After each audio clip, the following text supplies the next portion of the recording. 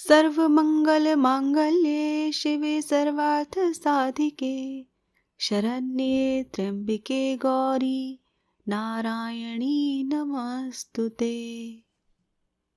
एक बार नैमिषारण्य में शौनक आदि महर्षियों ने वेद वेत्ताओं में श्रेष्ठ मुनिवर सूत जी से पूछा, महामते, अब आप स्वर्ग तथा मोक्ष का सुख प्रदान करने वाले उस पुराण का वर्णन कीजिए जिसमें भगवती की उत्तम महिमा का अत्यंत विस्तार से वर्णन किया गया है और जिसके यथाविधि श्रवण करने से दिव्य ज्ञान से रहित मनुष्यों में भी नवधा भक्ति उत्पन्न हो जाती है। सूत जी बोले, महाभागवत नामक इस अत्यंत गोपनीय पुराण का वर्णन सर्वप्रथम भगवान शिव ने महात्मा नारद के लिए किया था। पूर्व काल में उसे फिर स्वयं भगवान व्यास ने भक्तिनिष्ठ महर्षि जैमिनी के लिए श्रद्धा पूर्वक कहा था और फिर उसी को मैं आप लोगों से कह रहा हूं। इसे प्रयत्न पूर्वक गोपनीय रखना चाहिए तथा कभी भी प्रकट नहीं करना चाहिए। इसके श्रवण करने तथा पाठ करने में द्विज को जो पुण्य प्राप्त होता है, भगवान शिव भी 100 वर्षों में उस पुण्य का वर्णन करने में समर्थ नहीं है, तो फिर मैं उसका वर्णन कैसे कर पाऊंगा, क्योंकि वो पुण्य असीम है। ये सुनकर सभी ऋषिगण विस्मित एवं अत्यंत हर्षित हुए। उन श्रेष्ठ मुनियों ने वेद वेत्ताओं में श्रेष्ठ सूत जी से पुनः कहा। ऋषिगण बोले, मुनिवर, जिस तरह से वो श्रेष्ठ पुराण इस पृथ्वी लोक में प्रकाशित हुआ, आप कृपा करके इसका यथार्थ रूप में वर्णन कीजिए। सूत जी बोले, समस्त धर्म शास्त्रों के वक्ता, सभी वेद विदों में श्रेष्ठ, धर्मज्ञ, ज्ञान संपन्न, महान बुद्धि वाले महामुनि भगवान महर्षि व्यास जी 18 पुराणों की रचना करने पर भी किसी प्रकार से संतुष्ट नहीं हुए। उन्हें चिंता हुई कि ये महापुराण परम श्रेष्ठ है, जिससे बढ़कर दूसरा कुछ भी इस पृथ्वी तल पर नहीं है। भगवती का परम तत्व तथा विस्तृत महात्म्य इसमें विद्यमान है। देवी तत्व से अनभिज्ञ मैं इसका वर्णन कैसे कर सकूंगा, ऐसा सोचकर उनके मन में बड़ा क्षोभ हुआ। महाज्ञानी महेश्वर शिव जिनके तत्व को भली भांति नहीं जानते हैं, जिनके परम तत्व को जान पाना अत्यंत कठिन है, ऐसा विचार कर परम बुद्धिमान तथा दुर्गा भक्ति परायण व्यास जी ने हिमालय पर्वत पर जाकर कठोर तपस्या की। उनकी तपस्या से प्रसन्न होकर भक्तों से स्नेह रखने वाली भगवती शर्वाणी ने अदृश्य रूप से आकाश में स्थित होकर उनसे ये वचन कहा, महामुनि, जहां ब्रह्मलोक में समस्त श्रुतियां विद्यमान थीं, आप वहां पर जाइए। वहां आप मेरे संपूर्ण परम तत्व को जान लेंगे। वहां श्रुतियों के द्वारा मेरी स्तुति किए जाने पर मैं प्रकट होंगी और आपकी जो भी अभिलाषा होगी उसे पूर्ण करूंगी। तदंतर भगवती की आकाशवाणी सुनकर महर्षि व्यास जी ब्रह्मलोक गए। वहां उन्होंने वेदों को प्रणाम करके पूछा, अविनाशी ब्रह्म पद क्या है? विनय से नम्र महर्षि का ये वचन सुनकर एक एक करके सभी वेदों ने तत्काल मुनि श्रेष्ठ व्यास जी से कहा। ऋग्वेद ने कहा, सभी प्राणी जिनके भीतर स्थित हैं और जिनसे संपूर्ण जगत प्रकट होता है तथा जिन्हें परम तत्व कहा गया है, वो साक्षात स्वयं भगवती ही हैं। यजुर्वेद ने कहा, सभी प्रकार के यज्ञों से जिनकी आराधना की जाती है, जिसके साक्षात हम प्रमाण हैं, वो एकमात्र भगवती ही हैं। सामदेव ने कहा, जो इस समग्र जगत को धारण करती हैं तथा योगी जन जिनका चिंतन करते हैं और जिनसे ये विश्व प्रकाशित है, वो एकमात्र भगवती दुर्गा ही इस जगत में व्याप्त हैं। अथर्ववेद ने कहा, भगवती के कृपा पात्र लोग भक्ति पूर्वक जिन देवेश्वरी का दर्शन करते हैं, उन्हीं भगवती दुर्गा को लोग परम ब्रह्म कहते हैं। सूत जी बोले, वेदों का ये कथन सुनकर सत्यवती पुत्र व्यास जी ने निश्चित रूप से मान लिया कि भगवती दुर्गा ही परम ब्रह्म है। ऐसा कहकर उन वेदों ने महामुनि व्यास जी से पुनः कहा, जैसा हम लोगों ने कहा है वैसा हम प्रत्यक्ष दिखलाएंगे। ऐसा कहकर सभी श्रुतियां सच्चिदानंद विग्रह वाली शुद्ध स्वरूपा और सर्वदेवमयी परमेश्वरी का स्तवन करने लगी। वेदों ने कहा, दुर्गे, आप संपूर्ण जगत पर कृपा कीजिए, पर मैं आपने ही अपने गुणों के द्वारा स्वेच्छानुसार सृष्टि आदि तीनों कार्यों के निमित्त ब्रह्मा आदि तीनों देवों की रचना की है। इसीलिए इस जगत में आपको रचने वाला कोई भी नहीं है। माता, आपके दुर्गम गुणों का वर्णन करने में इस लोक में भला कौन समर्थ हो सकता है। भगवान विष्णु आपकी आराधना के प्रभाव से ही दुर्जय दैत्यों को युद्ध स्थल में मारकर तीनों लोकों की रक्षा करते हैं। भगवान शिव ने भी अपने हृदय पर आपका चरण धारण कर तीनों लोकों का विनाश करने वाले कालकूट विष का पान कर लिया था। तीनों लोकों की रक्षा करने वाली अंबिके, हम आपके चरित्र का वर्णन कैसे कर सकते हैं, जो अपने गुणों से माया के द्वारा इस लोक में साकार परम पुरुष के देह स्वरूप को धारण करती हैं और जो पराशक्ति ज्ञान तथा क्रिया शक्ति के रूप में प्रतिष्ठित हैं। आपकी उस माया से विमोहित शरीरधारी प्राणी भेद ज्ञान के कारण सर्वांतरात्मा के रूप में विराजमान आपको ही पुरुष कह देते हैं। अंबिके, उन आप महादेवी को नमस्कार है। स्त्री पुरुष रूप प्रमुख उपाधि समूहों से रहित जो परम ब्रह्म है, उसमें जगत की सृष्टि के निमित्त सर्वप्रथम सृजन की जो इच्छा हुई वो स्वयं आप ही शक्ति से हुई, और वो पराशक्ति भी स्त्री पुरुष रूप में दो मूर्तियों में आपकी शक्ति से ही विभक्त हुई। इस कारण वो परम ब्रह्म भी मायामय शक्ति स्वरूप ही है।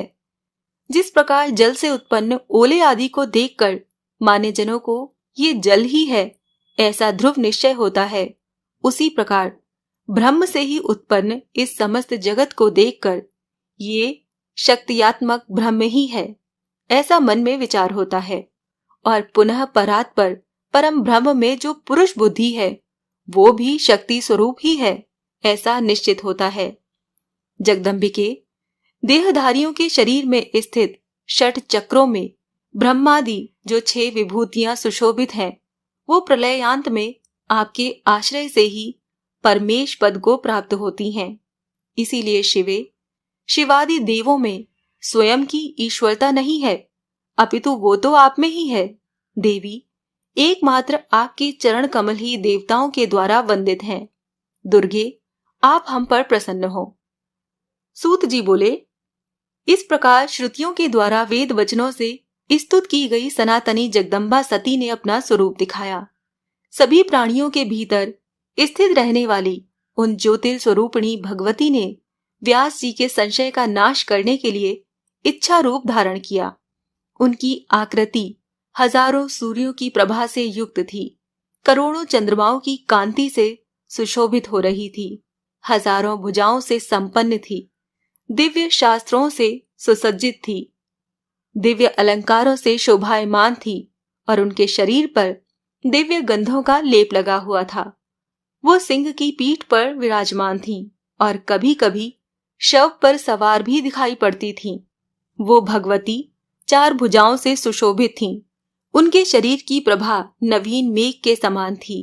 वो क्षण क्षण में कभी 2, कभी 4, कभी 10, कभी 18, कभी 100 तथा कभी अनंत भुजाओं से युक्त होकर दिव्य रूप धारण कर लेती थीं।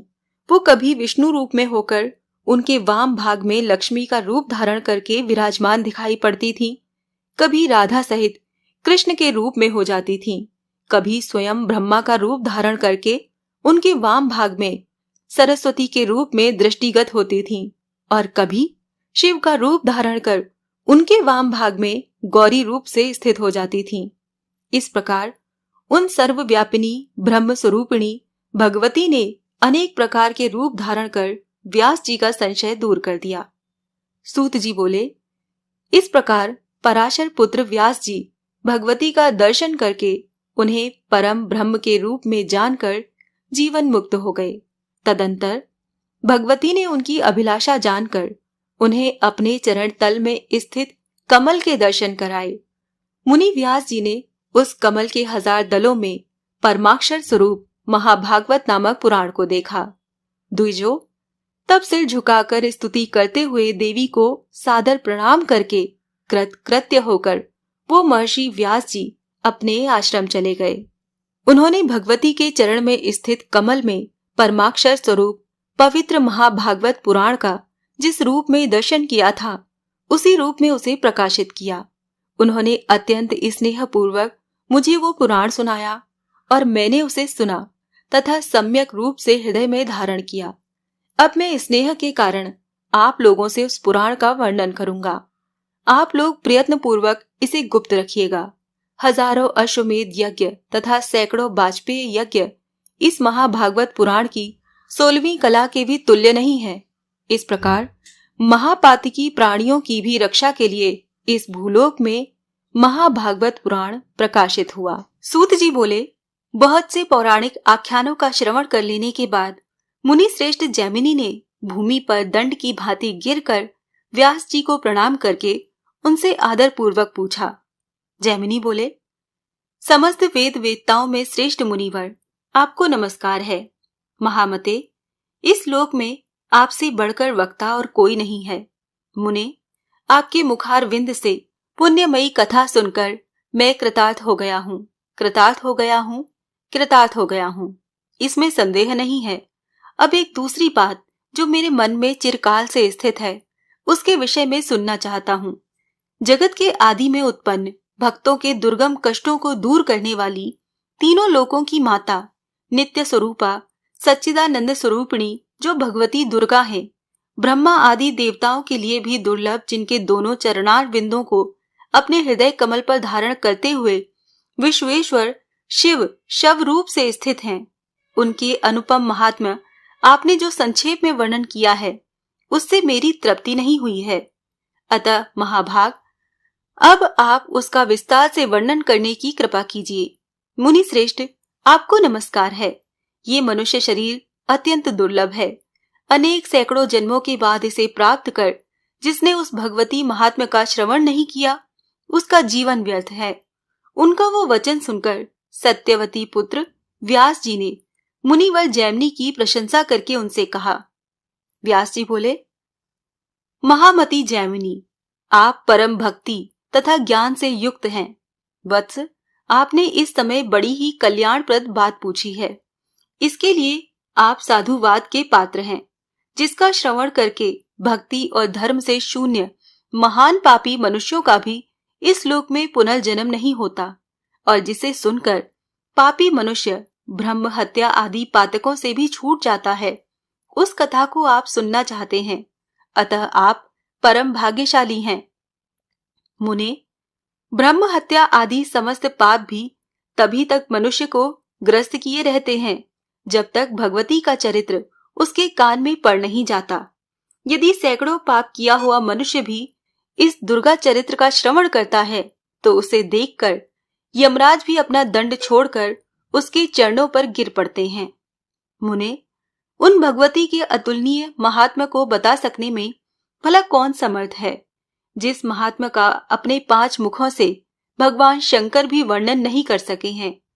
वाराणसी क्षेत्र में भगवान शिव स्वयं उन भगवती का ही ब्रह्म संज्ञक तारक महामंत्र जो गुरु कृपा से मुझे प्राप्त हुआ, उसे तत्परता पूर्वक आकर मुमुक्षु जनों के कान में कहते हुए उन्हें निर्वाण नामक महामोक्ष पद प्रदान करते हैं। महर्षि जैमिनी, मोक्ष तथा निर्वाण पद प्रदान करने वाली वो भगवती सभी मंत्रों की एकमात्र बीज स्वरूपिणी है। महामते, सभी वेद मोक्ष प्रदान करने वाली उन भगवती को वहां के समस्त मंत्रों की अधिष्ठात्री देवता कहते हैं। शशक अर्थात खरगोश, मशक अर्थात मच्छर आदि तथा और भी जो अन्य प्राणी इस पृथ्वी पर हैं, उन्हें मोक्ष देने के लिए भगवान शिव वाराणसीपुरी में दुर्गा ये तारक मंत्र कान में स्वयं प्रदान करते हैं। मुनि श्रेष्ठ जैमिनी, एकाग्र चित्त होकर आप उसे सुनिए। मैं शिव नारद संवाद रूप महान पापों का नाश करने वाले अतुलनीय दुर्गा महात्मा का विशेष विस्तार के साथ वर्णन करूंगा। एक समय की बात है, सभी देवतागण मंदार पर्वत पर एकत्र हुए थे। वहां पर गंधर्वों सहित सभी ऋषिगण भी आए हुए थे।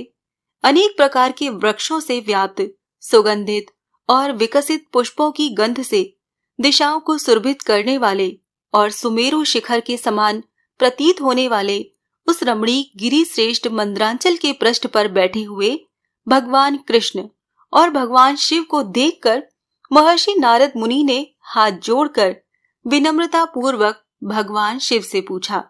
नारद जी बोले, भक्तों पर कृपा करने वाले तथा तीनों लोकों में वंदनीय देवेश, ज्ञानियों में श्रेष्ठ और विशुद्ध आत्मा वाले आप ही ब्रह्म नाम से जाने जाते हैं। परमेश्वर, केवल आप ही वास्तविक तत्व को जानते हैं। जगन्नाथ, अन्य देवता या ऋषि उस तत्व को नहीं जानते। आप तीनों लोकों को पवित्र करने वाली गंगा जी को आदर पूर्वक अपने सिर पर धारण करते हैं और चंद्रमा को अत्यंत सुंदर देखकर आपने उन्हें अपने सिर का आभूषण बनाया है। सर्वज्ञ, इस समय मैं आपसे जो पूछ रहा हूं उसे आप मुझे बताने की कृपा करें। महेश्वर, स्वयं आप, भगवान विष्णु और जगतपति ब्रह्मा, इन देवताओं की भक्ति पूर्वक उपासना करने से परम पद प्राप्त होता है। तो फिर तप के द्वारा आप लोगों का उपास्य देवता कौन है?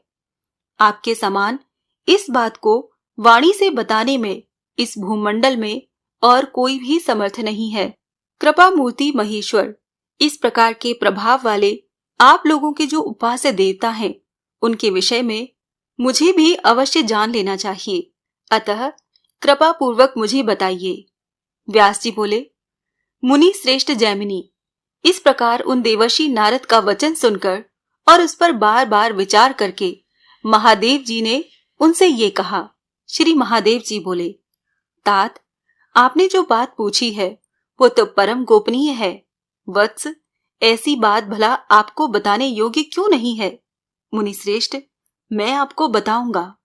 व्यास जी बोले, देवादिदेव शिव के ऐसा कहने पर देवर्षि नारद जी दोनों हाथ जोड़कर खड़े हो गए और सर्वव्यापी जगन्नाथ नारायण से कहने लगे, भक्तों पर कृपा करने वाले देवादिदेव भगवान महेश्वर अपने उपास्य इष्ट देव के विषय में बताने में कृपणता कर रहे हैं। अतः शरणागतों पर कृपा करने वाले देवेश, आप उनसे कहने की कृपा करें। श्री नारायण बोले, तात, उस देवता से आपका क्या प्रयोजन? आप सबके देवता तो हम हैं ही। हमारी ही आराधना करके आप परम पद प्राप्त कर लेंगे। अतः हम सबके देवता से आपका क्या प्रयोजन? व्यास जी बोले, इस प्रकार उन नारायण का भी ये वचन सुनकर मुनि श्रेष्ठ नारद हाथ जोड़कर स्तुति वचनों से शिव तथा विष्णु का स्तवन करने लगे। नारद जी बोले, विश्वेश्वर, देवदेव, प्रसन्न होइए। नारायण, वासुदेव, प्रसन्न होइए। अपने शुभ्र शरीर के अंगों में सर्वरूपी आभूषण धारण करने वाले शिव, प्रसन्न होइए। कौस्तुभ मणि से विभूषित शरीर वाले नारायण, मुझ पर प्रसन्न होइए। शरण देने वाले गंगाधर, मुझ पर प्रसन्न होइए। सुदर्शन चक्र को धारण करने वाले पूजनीय विष्णु, मुझ पर प्रसन्न होइए। दिगंबर रूप विश्वेश्वर, मुझ पर प्रसन्न होइए। गदा धारण करने वाले विश्वेश्वर, मुझ पर प्रसन्न होइए। त्रिपुर का वध करने वाले शिव को नमस्कार है। असुर कंस का वध करने वाले कृष्ण रूप विष्णु को नमस्कार है। अंधकासुर का विनाश करने वाले शिव को नमस्कार है। तृणावर्त का संहार करने वाले विष्णु को नमस्कार है। 5 मुख वाले आप शिव को नमस्कार है। विष्णु को बार बार नमस्कार है। गरुण आसन पर विराजमान आप विष्णु को तथा नंदी पर आरूढ़ आप शिव को नमस्कार है। व्यास जी बोले, परम पूज्य उन देवर्षि नारद को इस प्रकार स्तुति करते हुए देखकर महादेव जी की ओर दृष्टि करके भगवान विष्णु ने कहा। विष्णु जी बोले, देव, ये ब्रह्मापुत्र देवर्षि नारद परम भक्त, ज्ञानी और विनम्र स्वभाव वाले हैं। आप भक्त वत्सल हैं, इसीलिए आपको इन पर अवश्य ही कृपा करनी चाहिए। व्यास जी बोले, भगवान शिव ने भी भगवान विष्णु द्वारा कही हुई बात को सुनकर कहा, आप शरणागतों पर कृपा करने वाले हैं और आपने मेरे लिए अत्यंत कल्याणकारी बात कही है। तत्पश्चात महान ज्ञानी और बुद्धिमान नारद ने कृपा सिंधु देवादिदेव महादेव से पुनः पूछा। नारद जी बोले, इंद्र आदि समस्त लोकपालों ने आप, भगवान शिव तथा विष्णु और जगतपति ब्रह्मा की उपासना करके श्रेष्ठ पद प्राप्त किया है। देवेश, यदि मेरे ऊपर आपका अनुग्रह हो तो आप लोग जिस पूर्ण तथा अविनाशी देवता की आराधना करते हैं उसके विषय में मुझे बताइए। देव, जिसकी कृपा से आपने ऐसा महान ऐश्वर्य प्राप्त किया है, उस देवता के विषय में यदि आप मुझे बताते हैं तो मेरे ऊपर ये आपका अनुग्रह होगा। व्यास जी बोले, योगीश्वर मुनिवर नारद जी द्वारा इस प्रकार प्रार्थना करने पर निर्मल मति भगवान शंकर पहले तो सतत समाधिस्थ हो गए। पुनः भगवती श्री दुर्गा के चरण कमल का अपने हृदय में ध्यान करते हुए और उन्हें ही एकमात्र पूर्ण ब्रह्म जानकर उन्होंने आदर पूर्वक कहना आरंभ किया। श्री महादेव जी बोले, जो शुद्ध, शाश्वत और मूल प्रकृति स्वरूपिणी जगदम्बा है, वो ही साक्षात परम ब्रह्म है और वो ही हमारी देवता भी हैं। जिस प्रकार ये ब्रह्मा, ये विष्णु और स्वयं मैं शिव इस जगत की उत्पत्ति, पालन और संहार के कार्य में नियुक्त हैं, उसी प्रकार अनेक ब्रह्मांडों में निवास करने वाले करोड़ों प्राणियों के सृजन, पालन और संहार का विनाश करने वाली वो महेश्वरी ही हैं। निराकार रहते हुए वो महादेवी अपनी लीला से देह धारण करती हैं। उन्हीं के द्वारा इस विश्व का सृजन किया जाता है, पालन किया जाता है और अंत में उन्हीं के द्वारा संहार किया जाता है। उनके द्वारा ही ये जगत मोहग्रस्त होता है। प्राचीन काल में वो पूर्णा भगवती ही अपनी लीला से दक्ष की कन्या के रूप में, हिमवान की पुत्री के रूप में तथा अपने ही अंश से विष्णु भार्या लक्ष्मी के रूप में और ब्रह्मा की भार्या सावित्री तथा सरस्वती के रूप में प्रकट हुई।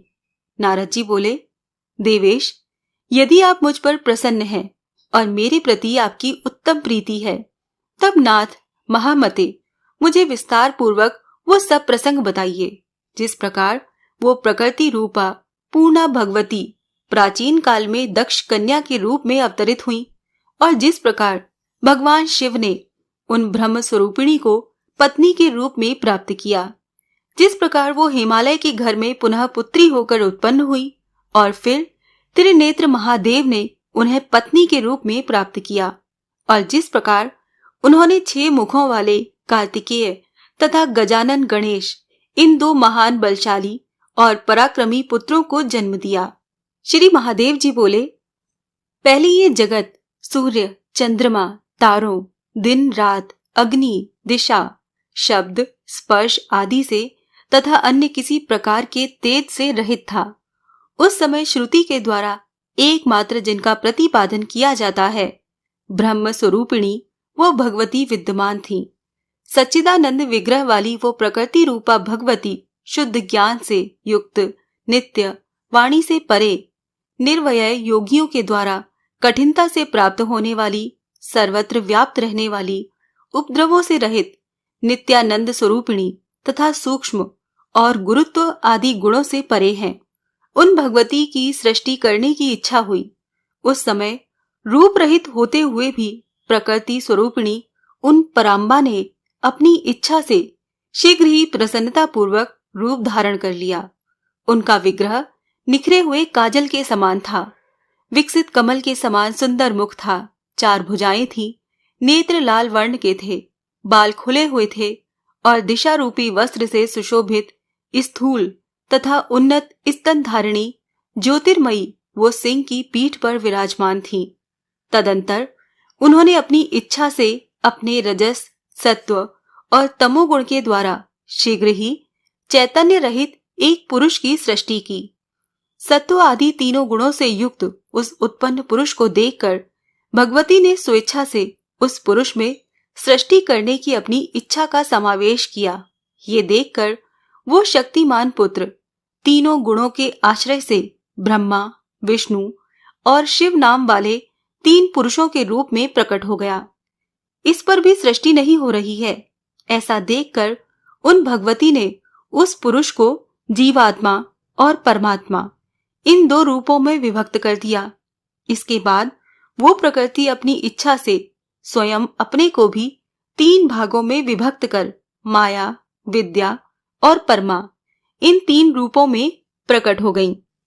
प्राणियों को विमोहित करने वाली जो शक्ति है वही माया है और संसार को संचालित करने वाली तथा प्राणियों में स्पंदन आदि का संचार करने वाली जो शक्ति है वही परमा कही गई है। वही तत्व ज्ञानमयी तथा संसार से मुक्ति दिलाने वाली भी है। माया के वशीभूत जीव जब उस परमा शक्ति की उपेक्षा करने लग गया, तब मुनि मुहात्मी का उस माया का आश्रय ग्रहण करने वाले वो पुरुष भी विषयों के प्रति आसक्त होने लगे। मुनि श्रेष्ठ, उस समय वो उस माया के प्रभाव से अत्यंत प्रमत्त हो गए। तीसरी जो पराविद्या है वो स्वयं गंगा, दुर्गा, सावित्री, लक्ष्मी और सरस्वती इन 5 रूपों में विभक्त हो गई। उन साक्षात जगत पालिनी पूर्णा प्रकृति ने सृष्टि कार्य में ब्रह्मा, विष्णु तथा शिव को अलग अलग नियुक्त करके कहा, मैंने सृष्टि के निमित्त ही आप लोगों को अपनी इच्छा से उत्पन्न किया है। अतएव महाभाग, आप लोग वैसा ही कीजिए जैसी मेरी इच्छा है।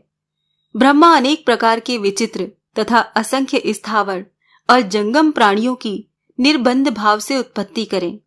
विशाल भुजाओं वाले और बलशालियों में श्रेष्ठ विष्णु जगत को क्षुब्ध करने वाले दुष्टों का संहार करते हुए सृष्टि का पालन करें और अंत में जब मेरी नाश करने की इच्छा होगी तब तमोगुण युक्त शिव संपूर्ण जगत का नाश करेंगे। आप तीनों पुरुषों को सृष्टि आदि तीनों कार्यों में एक दूसरे की सहायता भी अवश्य करनी चाहिए। मैं सावित्री आदि 5 श्रेष्ठ देवियों के रूपों में विभक्त होकर आप लोगों की पत्नियां बनकर स्वेच्छा पूर्वक विहार करूंगी और सभी प्राणियों में नारी रूप धारण कर शंभु के सहयोग द्वारा स्वेच्छा से सभी प्राणियों को जन्म दूंगी। ब्राह्मण, अब आप मेरी आज्ञा से मानुषी सृष्टि कीजिए, नहीं तो इस सृष्टि का विस्तार नहीं हो पाएगा। ब्रह्मा आदि से ऐसा कहकर वो प्रकृति स्वरूपिणी परात्पर महाविद्या उनके देखते देखते अंतर ध्यान हो गई और उनका ये वचन सुनकर ब्रह्मा जी ने सृष्टि कार्य आरंभ कर दिया। इधर भगवान महेश्वर उन पूर्ण प्रकृति को पत्नी रूप में प्राप्त करने के लिए संयत चित्त होकर भक्ति पूर्वक तप के द्वारा आराधना करने लगे। अपने ज्ञान नेत्र से महेश्वर को ऐसा करते देखकर वो परम पुरुष विष्णु भी उन्हीं को प्राप्त करने के निमित्त तपस्या करने के लिए बैठ गए। ये सब जानकर भगवान ब्रह्मा भी सृष्टि करना छोड़कर उसी अभिलाषा के साथ तपस्या हेतु निश्चल होकर बैठ गए। इस प्रकार आराधना रत उन तीनों के तप की परीक्षा करने के लिए स्वयं प्रकृति ब्रह्मांड को क्षुब्ध करने वाला भयंकर रूप धारण कर उनके पास आई। उन्हें देखकर ब्रह्मा जी भयाक्रांत हो गए और उन्होंने अपना मुख फेर लिया। वो उनके सम्मुख पुनः गई, तब भी ब्रह्मा जी विमुख हो गए। इस प्रकार वो चारों दिशाओं में क्रम से 4 बार गईं। इससे अत्यंत डरे हुए वो ब्रह्मा 4 मुख वाले हो गए और भय से संत्रस्त होकर वो तपस्या छोड़कर उसी समय वहां से भाग गए।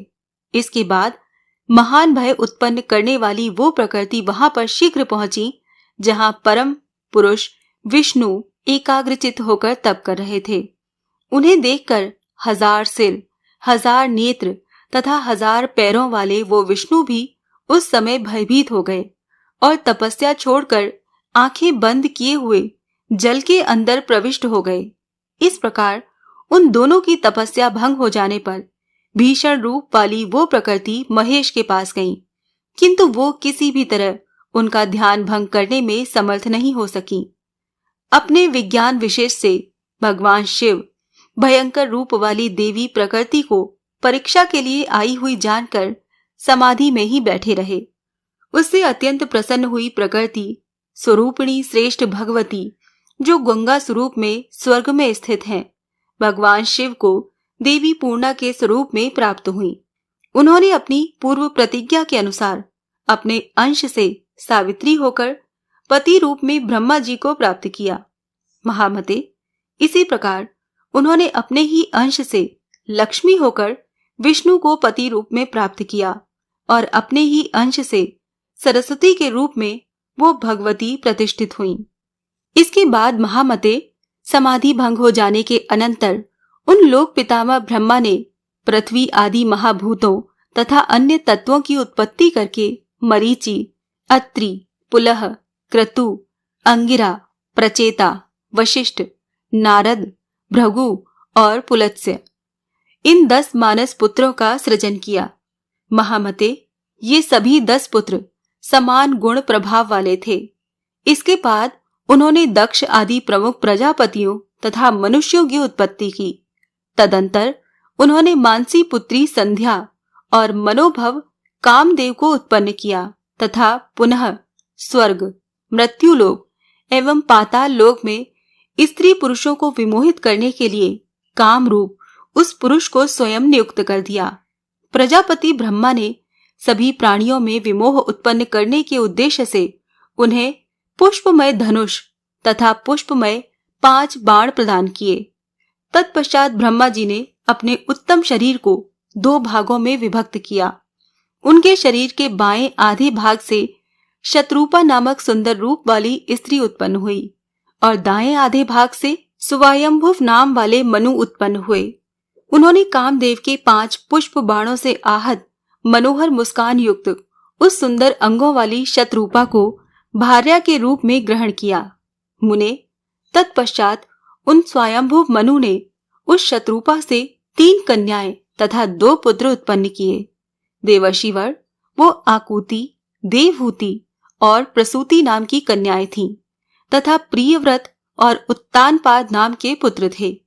उन्होंने आकुति नामक अपनी पुत्री रुचि प्रजापति को, मध्यमा पुत्री देवहूति ऋषि कर्दम को और सुंदर स्वरूप वाली तीसरी पुत्री प्रसूति दक्ष प्रजापति को समर्पित कर दी। कर्दम ने देवहूति से अरुंधति आदि 9 पुत्रियां उत्पन्न की। वो पुत्रियां वशिष्ठ आदि ऋषियों की भार्याएं हुईं। प्रजापति दक्ष की भी 14 कन्याएं हुईं। अदिति, दिति, दनु, काष्ठा, अरिष्ठा, सुरसा, तिमि, मनु, क्रोधवशा, ताम्रा, विनता, कद्रु, स्वाहा और भानुमति, ये उन कन्याओं के नाम कहे गए हैं। उन्होंने उनमें से स्वाहा नाम की कन्या अग्नि को और शेष 13 कन्याएं ऋषि कश्यप को प्रदान कर दी। कश्यप ने स्वयं उन पत्नियों से नानाविध प्रजाएं उत्पन्न की। तब उन प्रजाओं से संपूर्ण जगत व्याप्त हो गया। इस प्रकार भगवान ब्रह्मा ने इस सारे संसार की सृष्टि की। तदंतर देवी प्रकृति ने उन ब्रह्मा से कहा, महामते, द्विजगण तीनों संध्याओं में जिनकी उपासना करते हैं वो सावित्री मेरे अंश से उत्पन्न हुई हैं। वो सरस्वती तथा लक्ष्मी भी मेरे ही अंश से उत्पन्न हुई हैं, जिन्होंने अपनी लीला से तीनों लोगों के पालन करता विष्णु को पति रूप में प्राप्त किया। आप दोनों ब्रह्मा तथा विष्णु विषयासक्त हो गए। देवर्षिवर, उन साक्षात परा प्रकृति को पूर्ण भाव से पत्नी रूप में पाने की अभिलाषा करते हुए शिव परम योगी बने रहे। उस प्रकार की तपस्या में रत उन भगवान शिव से परा प्रकृति जगदम्बिका ने प्रसन्न होकर प्रत्यक्ष रूप से कहा। प्रकृति बोली, शंभु, आपका कौन सा अभीष्ट वर है, मुझसे वो मांग लें। आपकी तपस्या पूर्ण उपासना से परम प्रसन्नता को प्राप्त मैं वो वर आपको अवश्य दूंगी। शिवजी बोले, जिनसे पूर्व में 5 श्रेष्ठ नारियां प्रकट हुई थीं, वो आप विशुद्ध प्रकृति ही हम ब्रह्मा, विष्णु तथा महेश्वर को प्राप्त होंगी। उनमें से अपने अंश से सावित्री के रूप में उत्पन्न होकर आप ब्रह्मा जी को प्राप्त हुई और अपने ही अंश से लक्ष्मी एवं सरस्वती होकर विष्णु को प्राप्त हुई हैं। किंतु परमा पूर्णा प्रकृति आप स्वयं अपनी लीला से कहीं जन्म लेकर मुझे प्राप्त हो। प्रकृति बोली, दक्ष प्रजापति के यहाँ अपनी माया से उत्पन्न होकर मनोहर शरीर वाली पूर्णा प्रकृति मैं ही आपकी भार्या बनूंगी। जब दक्ष के यहाँ उनके देहाभिमान से मेरा तथा आपका अनादर होगा, तब अपने माया रूपी अंश से उन्हें विमोहित कर मैं अपने स्थान को चली जाऊंगी। महेश्वर, उस समय आपसे मेरा वियोग हो जाएगा और तब आप मेरे बिना कहीं भी नहीं ठहर सकेंगे। इस प्रकार हम दोनों के बीच परम प्रीति बनी रहेगी। श्री महादेव जी बोले, मुनि श्रेष्ठ, वो परमेश्वरी प्रकृति महेश्वर से ऐसा कहकर अंतर ध्यान हो गई और शिव के मन में प्रसन्नता व्याप्त हो गई। श्री महादेव जी बोले, एक बार की बात है, जगत की सृष्टि करने वाले ब्रह्मा ने दक्ष प्रजापति को हर्षित करते हुए उनसे कहा, पुत्र, मैं तुम्हारे कल्याण की एक बात बता रहा हूं, तुम उसे सुनो। साक्षात भगवान शिव ने परमा पूर्णा प्रकृति की आराधना करके तथा उन्हें भार्या बनाने के विचार से उनसे प्रार्थना की। इस पर उन प्रकृति ने वो बात स्वीकार कर ली। अतः वो महेश्वरी कहीं न कहीं जन्म लेकर उन शिव को पति के रूप में अवश्य प्राप्त करेंगी, इसमें मुझे कोई संदेह नहीं है। वो प्रकृति जिस प्रकार आपकी पुत्री के रूप में उत्पन्न होकर शंभु की भार्या होए, इसके लिए आप अति कठोर तपस्या के द्वारा भक्ति पूर्वक उनकी प्रार्थना कीजिए। वो इस लोक में भाग्य से जिसकी पुत्री के रूप में उत्पन्न होंगी, उसका जीवन सफल हो जाएगा और उसके पितृगण भी धन्य हो जाएंगे। अतः इस जगत में उत्पन्न माया रूपिणी लोक विद्या उन जगदम्बिका को पुत्री के रूप में प्राप्त कर आप अपना जन्म सार्थक कर लीजिए। दक्ष बोले, पिताजी, मैं आपकी आज्ञा से निश्चित रूप से वैसा ही प्रयत्न करूंगा जिससे वो साक्षात प्रकृति रूपा जगदम्बा मेरी पुत्री के रूप में जन्म लें। श्री महादेव जी बोले, ब्रह्मा जी से ऐसा कहकर दक्ष प्रजापति अति शीघ्रता से क्षीर सागर के तट पर आकर जगदम्बा की आराधना करने लगे। मुनिवर, उन्होंने उपवास इत्यादि तपश्चरण से भगवती की आराधना करते हुए 3000 दिव्य वर्ष बिताए। उस प्रकार की तपस्या में रत दक्ष के सम्मुख भगवती शिवा प्रकट हुई। उनका विग्रह निखरे हुए काजल के समान था तथा वो 4 सुंदर विशाल भुजाओं से युक्त थीं। वो अपने हाथों में खड्ग, कमल तथा अभय मुद्रा धारण किए हुए थीं। उनके नेत्र नील कमल के दल की भांति सुशोभित थे। उनके दांत अत्यंत मनोहर थे। वो सुंदर मुंडमाला से विभूषित थीं। वो दिशा रूपी वस्त्र धारण किए हुए थीं। उनके बाल खुले हुए थे। वो अनेक विध मणियों से शोभा पा रही थीं। सिंह की पीठ पर सवार थीं और मध्याह्नकालीन सैकड़ों सूर्य की प्रभा के समान प्रकाशमान थीं। उन्होंने दक्ष से कहा, वत्स, तुम मुझसे क्या याचना कर रहे हो? प्रजापते, तुम्हारे भाव से प्रसन्न होकर मैं उसे तुम्हें शीघ्र दूंगी। दक्ष बोले, माता, यदि आप मुझ निष्पाप दास पर प्रसन्न हैं तो आप मेरी पुत्री के रूप में मेरे घर में जन्म लीजिए। श्री देवी जी बोली, मुझे पत्नी के रूप में प्राप्त करने की कामना से शंभु ने पूर्व काल में मुझसे प्रार्थना की थी। वो प्रार्थना मैंने पूर्व में स्वीकार कर ली थी। अब मुझे कहीं जन्म लेना है। अब मैं आपके घर में जन्म लेकर शंभु की भार्या बनूंगी। मैं साक्षात प्रकृति स्वरूपिणी भगवती पूर्णा आपकी इस तपस्या से प्रसन्न हूं। स्वर्ण तुल्य गौर अंगों से युक्त विग्रह वाली मैं आपकी कन्या होंगी।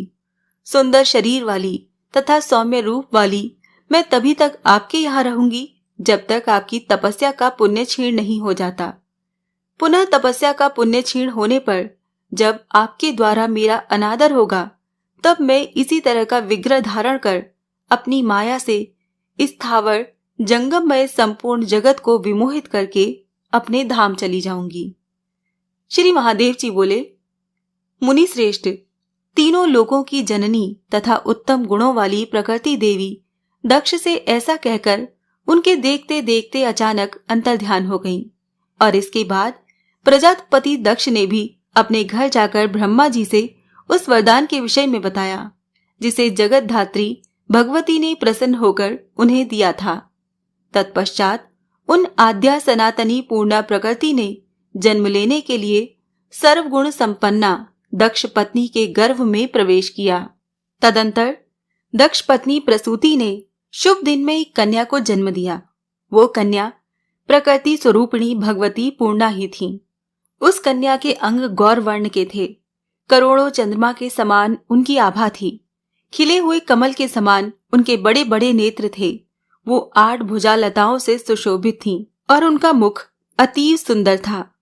उस समय आकाश से फूलों की वर्षा होने लगी। सैकड़ों दुदुम्बियां बज उठीं और दिशाएं अत्यंत स्वच्छ हो गईं। तब पुत्री का जन्म सुनकर दक्ष प्रजापति वहां आ गए और उस कन्या को देखकर अत्यंत प्रसन्न मन वाले उन दक्ष ने बंधु बांधवों के साथ महान उत्सव आयोजित किया तथा 10वें दिन उस कन्या का सती ऐसा नामकरण किया। वो कन्या वर्षाकालीन मंदाकिनी की भांति प्रतिदिन बढ़ने लगी और शरतकालीन चंद्र ज्योत्सना के समान दिव्य कांति से सुशोभित होने लगी। प्रजापति दक्ष एक बार सुंदर मुख वाली उस कन्या को विवाह के योग्य देखकर अपने मन में उसके विवाह के लिए विचार करने लगे। ये कन्या किसे प्रदान करनी चाहिए, अथवा ये तो स्वयं परापर करती है जो अपने वर हेतु पहले से ही वचनबद्ध है। इसीलिए वो बात मेरे पूरी तरह बहुत प्रयत्न करने पर भी किसी प्रकार अन्यथा नहीं हो सकती। जिन शिव के अंश से उत्पन्न रुद्रगण मेरी आज्ञा का अनुगमन करते हैं, उनको बुलाकर ये रूपवती कन्या देने योग्य नहीं है। इसीलिए शूलधारी शिव को बिना आमंत्रित किए श्रेष्ठ देव, दैत्य, गंधर्व और किन्नरों की एक शिव शून्य सभा बुलाकर मुझे स्वयंवर यज्ञ का आयोजन करना चाहिए। तब वही होगा जो विधि का विधान होगा। तब अपने मन में भली भांति ऐसा निश्चय करके मनस्वी दक्ष प्रजापति ने सभी देवताओं तथा असुरों को बुलाकर बिना शिव के ही सभा का आयोजन कर दिया। सती के उस अद्भुत तथा मनोहर स्वयंवर में देवताओं और दैत्यों तथा मुनींद्रों की कांति से वो सभा भी अत्यंत सुशोभित हो रही थी। वो सभा सूर्य के सदृश तेजमयी और चंद्रमा के समान कांतिमयी होकर सुशोभित हो रही थी।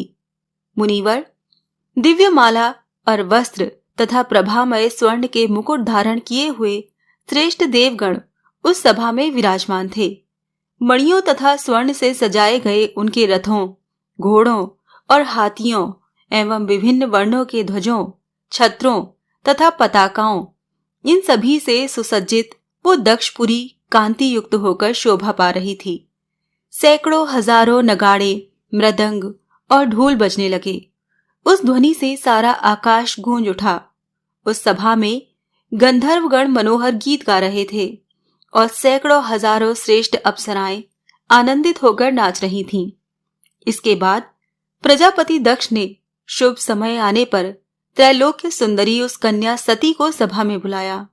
मुनिश्रेष्ठ, मनोहर तथा कांति युक्त वो सती परम प्रसन्नता पूर्वक वहां उपस्थित हुई। वो सौंदर्य की प्रतिमा के समान सुशोभित हो रही थी। इसी बीच सर्वश्रेष्ठ महेश्वर नंदी पर सवार होकर वहां आ गए और अंतरिक्ष में स्थित हो गए। तदंतर शिव विहीन उस सभा को देखकर प्रजापति दक्ष ने अपनी परम सुंदरी कन्या सती से ये कहा, माता, ये देवता, असुर, ऋषि तथा महात्मा लोग यहाँ उपस्थित हैं।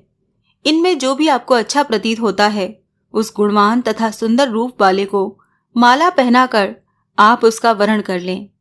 उनके ऐसा कहने पर प्रकृति रूपिणी देवी सती ने शिवाय नमः ऐसा कहकर वो माला भूमि को समर्पित कर दी और वहां पर प्रकट होकर भगवान शिव ने सती के द्वारा अर्पित की गई उस माला को अपने सिर में धारण कर लिया।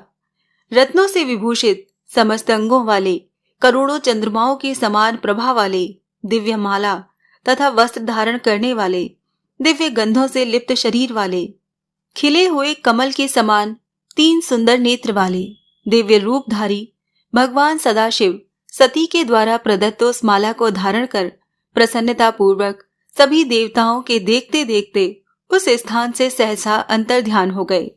मुनिश्रेष्ठ, सती ने महेश्वर को माला अर्पित कर दी थी। उस कारण से दक्ष प्रजापति का उस सती के प्रति आदर भाव कुछ कम हो गया। इसके बाद मरीचि आदि अपने मानस पुत्रों तथा अन्य मुनीश्वरों के साथ वहां विराजमान ब्रह्मा जी ने सभी प्रजाओं के स्वामी दक्ष से ये बात कही, आपकी इस कन्या ने देवादिदेव शिव का वरण किया है, इसीलिए उन श्रेष्ठ महेश्वर को बुलाकर प्रयत्न पूर्वक वैवाहिक विधि विधान से अपनी पुत्री उन्हें दे दीजिए। उनका ये वचन सुनकर और प्रकृति देवी द्वारा कही गई पूर्व बात को याद करके दक्ष ने महेश्वर को बुलाकर उन्हें सती को सौंप दिया। महेश ने भी वैवाहिक विधान के साथ उनका प्रसन्नता पूर्वक पाणी ग्रहण कर लिया। इसके अनंतर ब्रह्मा, विष्णु और नारद आदि ऋषिगण वेद वाक्यों के द्वारा उन स्तुति प्रिय शिव तथा शिवा को स्तुति से प्रसन्न करने लगे। सभी देवतागण उनके ऊपर पुष्पों की वर्षा करने लगे। सैकड़ों हजारों दुदुम्बियां भी बजने लगी और सभी देवता, गंधर्व तथा किन्नर अत्यंत प्रसन्न हो गए। जटा तथा भस्म धारण किए हुए विश्वेश्वर शिव को देखकर दक्ष प्रजापति के चित्त में बड़ी व्याकुलता छाई हुई थी और वो मन ही मन सती को कोस रहे थे। तत्पश्चात सभी लोकों में एकमात्र सुंदरी सती को साथ में लेकर महेश्वर हिमालय के अत्यंत सुंदर शिखर कैलाश के लिए प्रस्थान कर गए। मुनि श्रेष्ठ, महादेव के साथ सती के चले जाने पर दक्ष प्रजापति का दिव्य ज्ञान विलुप्त हो गया। श्री महादेव जी बोले, तदंतर भगवान शंकर और सती की भर्त्सना करते हुए क्षीण पुण्य वाले दक्ष प्रजापति दुख से व्याकुल होकर रोने लगे। मुनि श्रेष्ठ, दुख से संतप्त हृदय वाले उन दक्ष को देखकर शिवजी की भक्ति में तत्पर रहने वाले परम ज्ञानी मुनि दधीची ने उनसे ये वचन कहा। दधीची बोले, मोह के कारण परम शिव तथा सती के तत्व को न जानकर आप क्यों रो रहे हैं? आपके महान भाग्य से ही ये सती आपके घर में पुत्री रूप में उत्पन्न हुई हैं। ये सती साक्षात निराकार आदि प्रकृति ही हैं और शिव साक्षात परम पुरुष हैं। इसमें आप लेश मात्र भी संदेह न करें। प्रजापति ब्रह्मा, इंद्र आदि देवताओं तथा बड़े बड़े असुरों के द्वारा कठोर तप करने पर भी जो भगवती उन्हें कभी दर्शन नहीं देती हैं, उन्हें आपने पुत्री रूप में प्राप्त किया है। मोह में पड़कर उन सती को बिना जाने आप उनकी निंदा क्यों कर रहे हैं? निश्चित रूप से उन्हीं महामोह स्वरूपिणी भगवती ने आपको ठगा है। दक्ष बोले, वो शंभु यदि जगत के ईश्वर, अनादि और परम पुरुष हैं, तो भयंकर रूप तथा 3 नेत्र वाले उन्हें शमशान क्यों प्रिय है? और मुने, वो भिक्षुक रूप में अपने शरीर में भस्म क्यों पोते रहते हैं? दधीची बोले, वो शंभु पूर्ण नित्यानंद स्वरूप तथा सभी ईश्वरों के भी ईश्वर हैं। जो लोग उनकी शरण ग्रहण करते हैं वो कभी भी दुख प्राप्त नहीं करते। वो भगवान शंभु भिक्षुक हैं। ऐसी दुर्बुद्धि आपकी क्यों हो गई है? ब्रह्मा आदि श्रेष्ठ देवता और तत्वदर्शी योगी जन भी जिनके परम स्वरूप को देख पाने में समर्थ नहीं होते हैं, आप उन विरूपाक्ष शंभु की निंदा क्यों कर रहे हैं? सर्वत्र विचरणशील वो भगवान सदाशिव सभी जगह विराजमान है। वो शमशान में रहें अथवा सुरम्यपुरी में रहें, उन्हें इसमें कोई विशेषता नहीं दिखाई पड़ती है। शिवलोक बड़ा ही अपूर्व है। वो ब्रह्मा, विष्णु आदि के लिए भी दुर्लभ है। बैकुंठ, ब्रह्मलोक तथा स्वर्ग उस शिवलोक की एक कला के भी तुल्य नहीं है। कैलाशपुरी देवताओं के लिए भी अत्यंत दुर्लभ है। अनेक देवताओं से सुशोभित तथा कल्प वृक्षों से युक्त नंदन वन से घिरी हुई स्वर्ग के अधिपति इंद्र की पुरी अमरावती भी उस शिवलोक की 16वीं कला के भी बराबर नहीं है। मृत्युलोक में भी वाराणसी नगरी नामक उनकी एक परम रमणीय पुरी है, जो मुक्ति प्रदान करने के कारण मुक्ति क्षेत्र कहलाती है, जहां ब्रह्मा आदि प्रधान देवता भी मृत्यु की अभिलाषा रखते हैं। तो फिर मानव आदि प्राणियों की बात है क्या? वो परमात्मा शिव की ऐसी दिव्य पुरी है। ये विचार आपकी दुर्बुद्धि का सूचक है कि बिना शमशान के अन्यंत्र कहीं भी उनका ठिकाना नहीं है। ऐसे सत्य स्वरूप त्रिलोकेश्वर देवादिदेव भगवान सदाशिव और साक्षात ब्रह्म स्वरूपिणी महेश्वरी सती की भी निंदा आपको अज्ञानवश कभी नहीं करनी चाहिए। वो आपके बड़े भाग्य से ही आपके घर में पुत्री रूप में प्रादुर्भूत हुई हैं। श्री महादेव जी बोले, इस प्रकार तत्वदर्शी मुनि दधीची के अनेक प्रकार से समझाने पर भी प्रजापति दक्ष ने उन परमेश्वर शिव को असदाचार से रहित नहीं माना और वो बार बार उन महादेव के प्रति निंदास्पद वचन बोलते रहे। नारद, वो प्रजापति दक्ष पुत्री सती को उल्हाना देते हुए ऐसा कहकर रोने लगे, हा वत्से, सती, पुत्री, तुम मेरे प्राण के समान हो। मुझे शोक समुद्र में निमग्न करके मेरा परित्याग कर तुम कहाँ जा रही हो? बहुमूल्य पर्यंक पर शयन करने योग्य सर्वांग सुंदरी पुत्री कुरूप पति के साथ तुम शमशान भूमि में कैसे रहोगी? उनका ये वचन सुनकर मुनि श्रेष्ठ दधीची ने अपने हाथ से उनके नेत्रों के आंसू पोंछते हुए तथा प्रिय वचनों से उन्हें सांत्वना प्रदान करते हुए पुनः कहा। दधीची बोले, ज्ञानियों में श्रेष्ठ प्रजापति, आप मूर्खों की भांति क्यों रो रहे हैं? महात्मन देवेश्वर शंभु को समग्र रूप से जानकर भी आपका अज्ञान नष्ट नहीं हुआ। ये बड़े ही आश्चर्य की बात है। पृथ्वी पर, जल में, आकाश में और रसातल में जो भी नर तथा नारी रूप प्राणी हैं, वो सभी उन्हीं दोनों शिव शिवा के रूप में उत्पन्न हैं। ऐसा आप पवित्र मन से समझ लीजिए।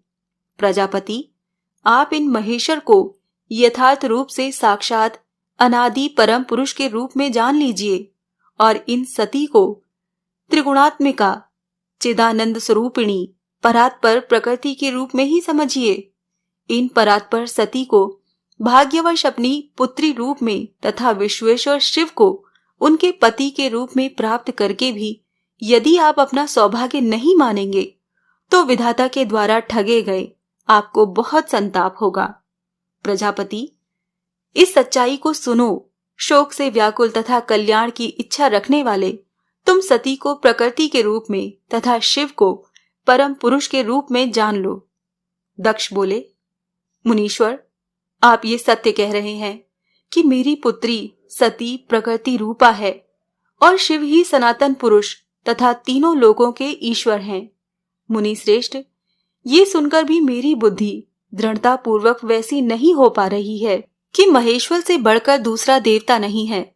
सत्य बोलने वाले ऋषिगण भी यद्यपि यही कहते हैं, फिर भी शंभु ही सर्वश्रेष्ठ देव हैं, ऐसा मेरा निश्चय नहीं है। मुनि, मैं जिस लिए शिव की निंदा कर रहा हूं, इसका कारण सुनिए। पूर्व काल में जब मेरे पिता ब्रह्मा जी ने प्रजाओं की सृष्टि की, तब 11 रुद्रों का प्रादुर्भाव हुआ था। समान शरीर वाले वो सभी रुद्र महात्मा, प्रचंड, पराक्रमी, भीषण रूप वाले तथा क्रोध के कारण लाल आंखों वाले थे। वो सभी व्याग चर्म धारण किए हुए थे तथा उनके सिरों पर जटाएं सुशोभित हो रही थीं। वो सभी रुद्र ब्रह्मा जी की सृष्टि का लोप करने हेतु तत्पर हो गए। तब सृष्टि के लोप के लिए उद्यत उन रुद्रों को देखकर ब्रह्मा जी ने आज्ञा देकर उन्हें शांत किया और मुझसे जोर देकर कहा, भयंकर कर्म वाले ये रुद्र जिस भी तरह से शांत हो जाएं, तुम शीघ्र ही वैसा उपाय करो। पुत्र, मेरी आज्ञा से तुम इन्हें वश में करो। ब्रह्मा जी के इस प्रकार के वचन से भयभीत वो सभी भीषण पराक्रम वाले रुद्र मेरे अधीन हो गए और उनका बल तथा पराक्रम क्षीण हो गया। महामुने, उसी समय से मुझमें शिव के प्रति अनादर भाव उत्पन्न हो गया है। मेरी आज्ञा के अधीन रहने वाले प्रचंड पराक्रमी ये रुद्र जिसके अंश से उत्पन्न है, मेरे समक्ष उसकी क्या श्रेष्ठता है। मेरी पुत्री सती रूप तथा गुण से जिस प्रकार की है, उसे तो आप भली भांति जानते ही हैं। अब मैं आपसे और क्या कहूं? क्या मेरी आज्ञा के अधीन रहने वाला शिव उस कन्या के योग्य वर हो सकता है? सत्पात्र को दिया गया दान पुण्य तथा यश बढ़ाने वाला होता है। इसीलिए बुद्धिमान पुरुष को चाहिए कि योग्य पात्र देखकर ही उसे अपनी कन्या प्रदान करे। महामुने, बंधु बांधवों को साथ में लेकर वर के रूप, स्वभाव तथा कुल पर सम्यक विचार करने के बाद ही प्राज्ञ पुरुष को अपनी कन्या सत्पात्र को देनी चाहिए। इन्हीं सभी बातों पर विचार करके मैंने पूर्व में सती के स्वयंवर में कुल तथा शील से रहित उस शिव को आमंत्रित नहीं किया था। सुनिए, मेरे मन में जो कुछ भी है उसे आपको साफ साफ बता रहा हूं। जिसके अंश से मेरी आज्ञा के वशीभूत ये महारुद्र उत्पन्न हुए हैं, वो शिव जब तक इनके साथ मेरे पास आता रहेगा, तब तक मैं उनके प्रति ईर्ष्या रखूंगा। ये सच सच कह रहा हूं। जब ये शंभु उस विद्वेष का फल प्रदान करने में समर्थ हो जाएंगे, तभी मैं उनकी पूजा करूंगा। ये मेरी दृढ़ प्रतिज्ञा है। श्री महादेव जी बोले, दक्ष का ये वचन सुनकर वो मुनीश्वर दधीची अपने मन में सोचने लगे कि भवानी तथा शिव ने इस महामूर्ख प्रजापति दक्ष को निश्चय ही अपनी कृपा से वंचित कर दिया है। जो लोग मन, वाणी और कर्म से सती और महेश्वर का आश्रय ग्रहण करते हैं, वो भी मोह में पड़ जाने के कारण उन्हें भली भांति जानने में समर्थ नहीं हो पाते। तब ये मूढ़मती भला कैसे जान सकता है? नारद, किसी ज्ञानी महापुरुष द्वारा यदि ये शिव भक्तिहीन मूढ़मती दक्ष समझाया जा सकता तो भला इस संसार में कौन मुक्ति प्राप्त नहीं कर लेता। मुने, ऐसा सोचकर और फिर बिना कुछ बोले मुनि दधीची अपने आश्रम को चले गए।